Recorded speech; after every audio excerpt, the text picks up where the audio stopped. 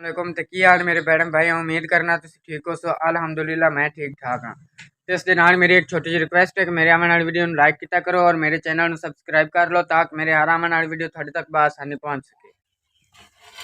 ये पानी तो दाल वास्ते रखा गया अम्मी जी? ठीक हो गया जी, दाल पकने की तैयारी हो रही। मसाला कुटिंदा पे हो रही है, साबित मिर्चा पईया ने, बस साढ़े टमाटर कट्टे पे ने, दाल उबली पई, दाल मसरां दी। आज मसरां दी दाल ते आलू पक्कू ने। तुमने जी मसाला पा दिता है? ठीक हो गया। नाल दाल उबली पई है और अगे मसाला कुटिया पे। मेरे दिया पुत्रा की हाल चाल ने, अल्लाह ताला तंदुरुस्ती देवे, ठीक ठाक। आमीन। जी मसाला होया ही खोता है। हाँ जी अम्मी, मसाला तकरीबन तैयार ही होया खोता है। देख सकते हो तो बड़ी चढ़ी खोती ते अल्लाह खैर सुख रखे। थे रोटी पक रही कणक कालियां दी। अज ईद तो बाद दूसरा दिन है, मतलब तीसरा दिन है अज ईद नूं। माशाअल्लाह अलार्म लगा होया जी साडे घर। देख सकते हो कच्चा घर है।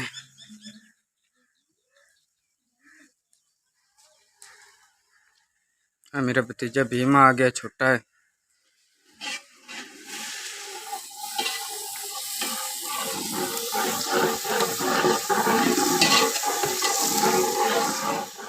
जी अम्मी और आलू पा रहे हैं।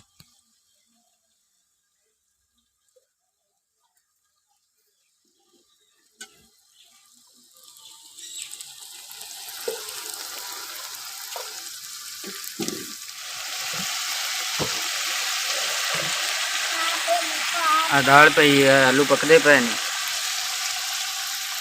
तो दुआ की सदे ने, कितना टाइम लग सी दाल पकन? तो लग जाने 15 मिनट। हाँ जी। मसाला भुनया, मुड़ तू आलू पाए ने, हुण तू दाल पानी पा के मुड़ दाल पावनी। ठीक दाल जाते तो सालन पक गया। ठीक हो गया अम्मी जी। पानी ला रहे हो? हाँ जी। ठीक हो गया। बच्चे साढ़े पे ने जी। आज स्कूलों छुट्टी है, ईद दी छुट्टियां ने 5, इस वजह तो घर रेस्ट फरमा रहे ने। एक निकल गया, एक के बैठा है, बाकी दो बच्चियां भी बैठिया ने, इकरा और मोमना। और अम्मी और सामने सालन पका रहे ने।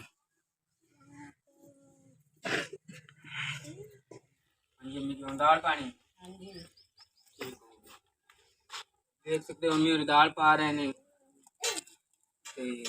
अल्लाह खैर करदा, हुणे पक जांदी, मोड़ अपने भाई आ जाती, रोटी लै जाती, या अज मैं ही दे उसा इंशाअल्लाह। ते अल्लाह के करमो फजल नाल अल्लाह खैर कर।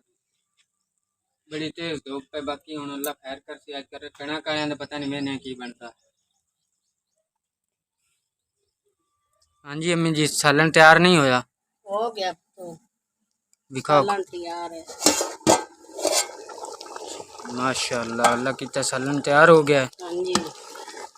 ठीक हो गया। हुण अम्मी रोटी पकाओ। जो भाई आया तो मुड़ो लै जासी, नहीं तो मुड़ मैं तो देवन जाना ही है रोटी। ठीक है पुत्र, पक जाती रोटी भी। हाँ जी। सालन तैयार।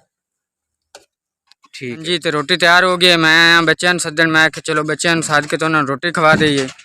वेखो 2 जंप लगे हुए माशाअल्लाह। ये साढ़े भाई ने, भाई अरशद होरी किले वाले चो हैं। इन्हों के जंप ने, इन्हों का कारोबार है, हर मेला मंडी ते जाते हैं। तो ये दरअसल इतने ईद ते झूले साढ़े को लगते हैं। बच्चों का बहुत बड़ा रश होंदा है, इस वजह से साढ़े को इतने आए। चलो बच्चे और आओ मेरे नाल, आप चल के रोटी खाइए।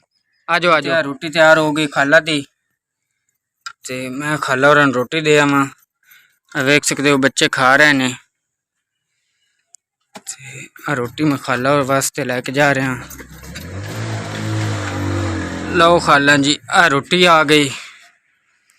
तो हुण खा लो रोटी। हाँ जी, तो रोटी तैयार हो गई है। बच्चे भी खा रहे हैं रोटी। तो खाला और भी रोटी दे दी। मेरे भैन भाइयों, जिस दिल रोटी खावन का और आ जाओ तो आके रोटी खा लो। तो हुण भाई और रोटी लैके जाते, मैं मुड़ रेस्ट से घर। तीसरा दिन ने, बच्चे झूले लै रहे हैं। झूले वाले हले इत्थे ही ने। ते आ वेख सकते हो 4 डोली चली खड़ोती, बच्चे इहदे विच झूटे लेंदे पेंदे ने छोटे छोटे। जी ते असीं आए अस दरिया ते सैर करन, चाचा भतीजा दोवें, ते साडा हो गया मोटरसाइकिल खराब। तुसीं वेख सकते हो मिस्त्री दे कोल आए खड़ोते होने, तो मोटरसाइकिल सही उसी चल के थानू दरिया दे कोई सैर कराने हैं। तुसीं वेख सकते हो दरिया दा माहौल। मैं दरिया ते आ गया, दरिया दे विच वेखो पानी भी बहुत ज़्यादा है। ओ बंदे फिरदे ने बिच, नहांदे बंदे ने। रश बड़ा है अज दरिया ते, अज ईद का तीसरा दिन है ना, इस वजह तो सारा दरिया का एरिया है। देखो शाम हो गई है, इस दिन आज मैंने इजाज़त, इंशाल्लाह ज़िंदगी रही तो कल मुलाकात होती। खुदा हाफ़िज़।